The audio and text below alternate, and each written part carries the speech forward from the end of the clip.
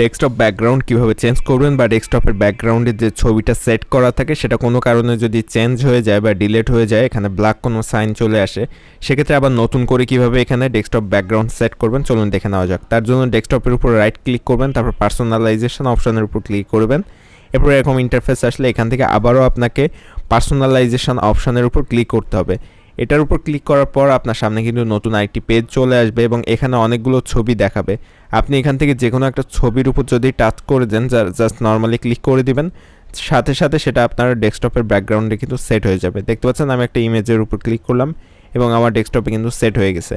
এবং এখানে উইন্ডোজের যে অরিজিনাল ছবিগুলো সেগুলো এখানে আছে, এখান থেকে সেই ছবিগুলো যে কোনো একটা সেট করে নিতে পারবেন খুব সহজে। এছাড়াও আপনি যদি চান কাস্টম কোনো সফটওয়্যার, কাস্টমাইজ কোনো ফটো এখানে সেট করতে, তাহলে সেটাও সম্ভব। সেটা করার জন্য আপনাকে জাস্ট নর্মালি একটি ছবি ওপেন করতে হবে। ছবি ওপেন করার পর জাস্ট আমি দেখিয়ে দিচ্ছি, জাস্ট যে কোনো একটি ছবি আপনি ওপেন করবেন। আমি এখান থেকে একটি ছবি জাস্ট দেখানোর জন্য ওপেন করলাম। এরপর এটার উপর রাইট ক্লিক করবেন, তারপর সেট অ্যাজ অপশানের উপর মাউস নিয়ে যাবেন, তারপর এখান থেকে সেট অ্যাজ ব্যাকগ্রাউন্ড এই অপশানের উপর ক্লিক করে দিবেন।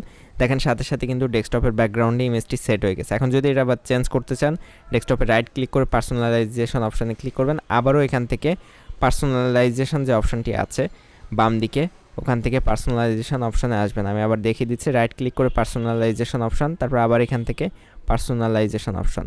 তারপর এখান থেকে আপনি জাস্ট উইন্ডোজের সাথে যে ছবিগুলো থাকে সেগুলো যে কোনো একটাতে ক্লিক করবেন। আপনার কোনো সেভ করা লাগবে না, জাস্ট ক্লিক করে দিলে সেট হয়ে যাবে।